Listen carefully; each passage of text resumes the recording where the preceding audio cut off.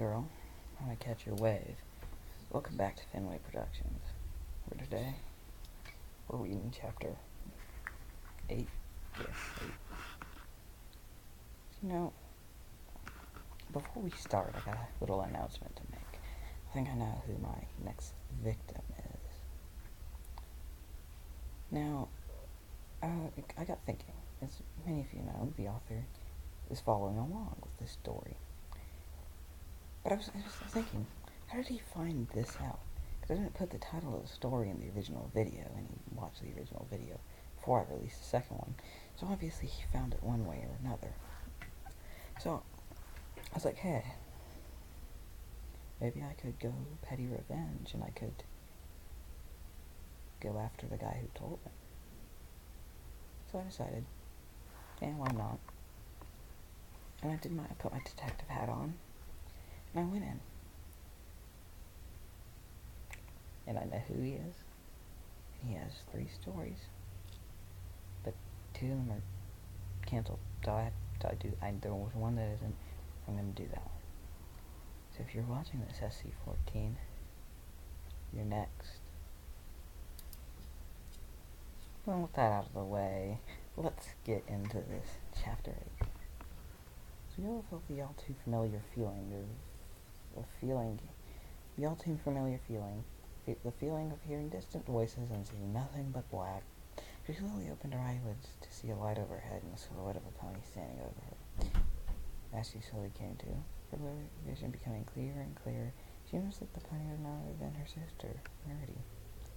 As her vision became steady, memories became coming back. She began recollecting what had happened. The last thing she remembered was being in the tree, and then nothing but black. She wanted to say something, but she couldn't think of anything to say. What could she say? Sweetheart? Sweetheart? She heard her sister ask. She blinked 2 or 3 more times. She looked around to see where she was. She saw that she was in a hospital bed. She led up to a heart monitor, which slowly beeped in unison with her heartbeat. I know what a heart monitor does, and I think everybody else did too. You didn't need to tell me what it did. I mean, yeah. She felt the air tube hook to her nose. When she felt the tube, she felt her nose drop some bandaging. When she touched her nose, she felt a sharp pain from doing so. Yeah, when you went into a tree, it hurts. Newsflash. I didn't know that. Okay, I'm just gonna put this up here. She doesn't have a concussion. Like, it doesn't take that much to get a concussion. Like, unless she's like the slowest runner ever. Like, I got a concussion from getting hit in the back in football. Like, it was kickoff and somebody hit me in the back, and I got a concussion from that. So, it's not that hard to get one. She began to feel the other similar wounds on her face begin to sting. I didn't need to pause there, but I did. They weren't anything extravagant, just a few cuts and bruises, but they still hurt nonetheless. Oh, sweetie, Rarity said with a smile. I'm so glad you're alright. You had me so worried. Worried that she, broke her nose or something? Worried that she was, dead?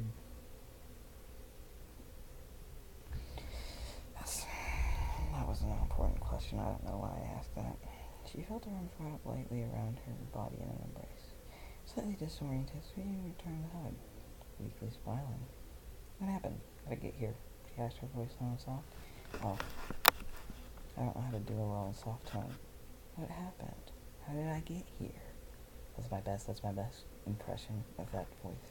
Because you guys, if you've been watching my channel since the beginning, you know I'm not good with tones and voices. So, yeah. Well, you're playing with your friends when you accidentally ran into a tree. This makes it sound so stupid. It's like, yeah, you were just playing with your friends and you just accidentally ran into a tree. So we went over to Applejack and they rushed you here. They came and told me what happened. Your nose isn't broken, but you banged it very hard enough. to knock yourself out. In truth, we all remember what happened to her. However, as a way to avoid any questioning of what happened, to cause her to run into a tree in the first place, she pretended like she'd forgotten. After a short moment, Melody had walked in. She, like Brady, had a smile on her face, having been the one who rushed her to the hospital. That was really fast. Why am I talking fast again? Am I just a fast talker or something? She was really just as relieved to see that she was alright as Rarity was. "Hey, Sugar Cube," she said, trotting over to her bedside. "Nurse Pie just told us you were alright. How you feeling, Sugar?" That was weird. My voice just went weird. "Fine, I guess," Beagle said. "My head is still throbbing and my nose is aching, but I'm alright." We went to probably a lot of detail for that situation. Well, I guess you gotta word stories out sometimes, you feel me? I'm not acting like I do that on essays all the time, teacher can say, I got a 100-word essay. I gotta word stuff out, "Good to hear, Sugar," as Applejack said as she offered her a light hug. Y'all is so worried. Y'all has worried so much. I think that's correct, I think. I'm just relieved that you're awake and alright. Us? As we mainly to herself, and after that, as long as you, Alan and Scooby both walked up. Both of them wearing guilty looks on their faces. Wait, why'd she say us? Did you think our friend just ditched? It's like, oh yeah, our friend just ran into a tree. Let's go hang out. Let's go leave that loser in the hospital. Oh, man. There's no doubt she don't mind it. She was really blaming herself for what happened. However, she knew it wasn't their fault. It's not like they made her run into a tree. Just unintentionally. I think technically it was one of them who made you run into the tree unintentionally. But we're not going to get into that detail. At least we will. Said out when she approached her. Her voice low and soft, but a weak smile on her face. I'm not doing another weak, low and soft voice. Sorry, that was probably really loud with the mic right there. But a weak smile was on her face. She was by her side. She gave her a small hug. "I'm really sorry about what happened," she said as she patted her back softly. "Don't worry about it," said Sweetville. "It wasn't your fault. It was mine." And Scooby came up to her side. Her eyes were puffy and red, most likely from the tears she had been shedding. Small wave of guilt came over the unicorn filly. In a way, Scooby was the cause of all this. Yeah, she technically was. Because when you think about it, she's the one that hugged you. Or her, in this case, not you. In this case. And then she technically made all this happen. But that's really in technical terms, I guess. She really couldn't blame her for it. After all, she did try to warn her, but she was too wrapped in her own feelings at the time to realize it. "So sorry, Sweetbone," she said, trying her best not to cry anymore. I can't do a trying not to cry voice. Or I can, it just be really bad. It was my fault. I should have stopped you. I should have warned you sooner. I tried to warn you, but by the time I did, it was too late, and it's all my fault. I tried to say it. I said it. I can't talk. I said it fast like that on purpose, by the way. I just feel like that's the way she was talking. I'm dying. My neck hurts. "It's not your fault," she replied, not able to make eye contact with her. "You did warn me, but I didn't hear you. It's not like you made me." She immediately interrupted me, though, and Pegasus wrapped her arms around her in an embrace. There's 2 embraces in this story, or in this chapter at least. There's probably more, 4. However, it wasn't the hug that stopped her in a heartbeat. What prevented her from speaking was the feeling that overcame her from the filly's embrace. Coursing through her entire body was a feeling of warmth and compassion, comfort and security. It was like everything hurting her at the moment just vanished. Well, that's weird. I don't think that's supposed to happen. Like, time seemed to halt to a stop. Everything but the 2 of them. Her most rapid heartbeat seemed to come to a normal again. For some reason, she felt as if there's nothing wrong at all. I don't think that's supposed to happen. I think she might be dying. But then again, I don't know. I don't know what dying feels like. So, if it wasn't for the beeping of the heart monitor, she might have actually forgotten she was in the hospital. Again, I don't think that's supposed to happen. When she released her embrace, Julie wiped the remaining tears from her eyes. Mabel tried her best not to look into her eyes, but focused her attention in her direction. Before anything could be said, the nurse pony came in, white mare and a light gray mane, and a red cross as her cutie mark. When she did, all the other ponies backed away, allowing the nurse enough room to work. She checked her vitals and all her tests to make sure she was all right. Well, she had some bruising on her face and a slight injury to her nose. You don't say. She got a bandage on her nose. You can feel the cuts on her, and everybody else can see those. No, I didn't notice. I'm just weakly blind. She's a very lucky filly, she explained mainly to Rarity. Very surprised nothing was broken or anything. She must have hit the tree pretty hard to knock herself out, but managed to sustain no serious injuries. She was to stay overnight just so we're sure there isn't any head trauma. Well, she'll be able to leave tomorrow afternoon at the earliest. Wait, so does she have a concussion or not?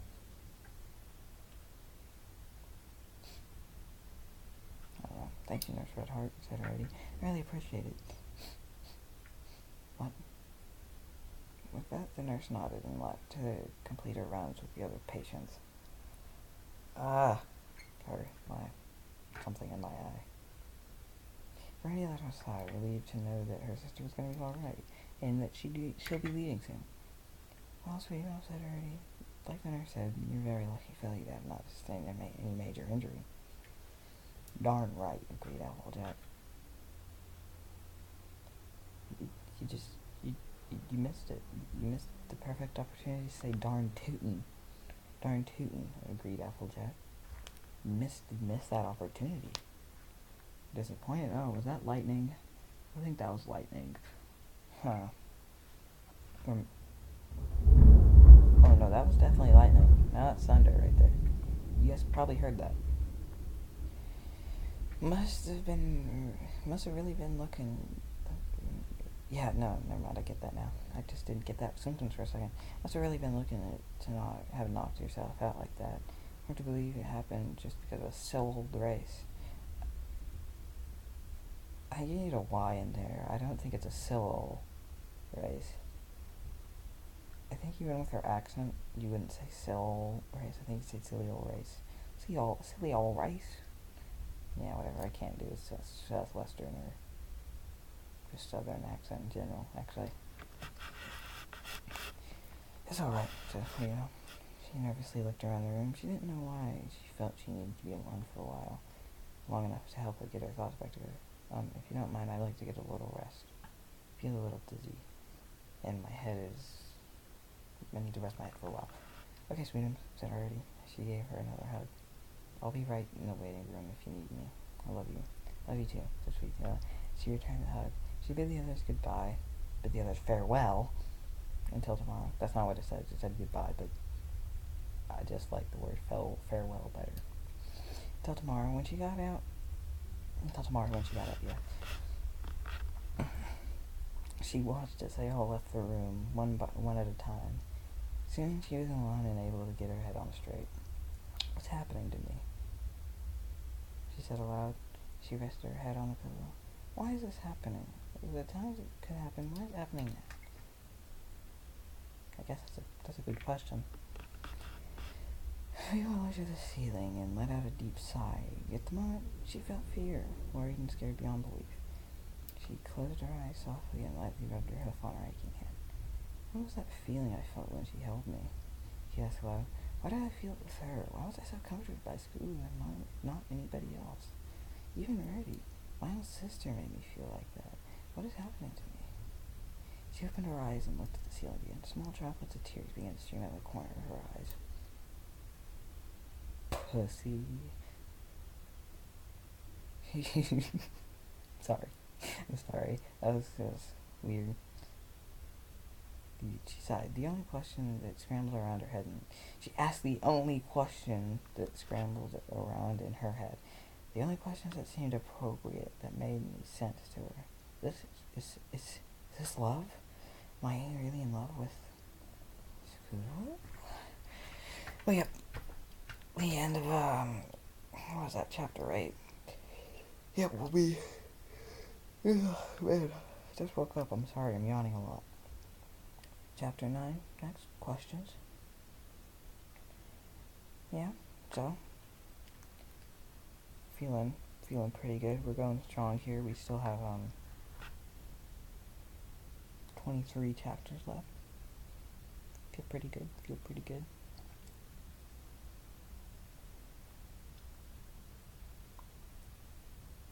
Or I guess we have to read all of chapter 9, so 24. Whatever, though. That's just technical. So yeah, I know my next victim. If you're watching this SC14, you're next. Once again, well, this is Finway Productions, signing out.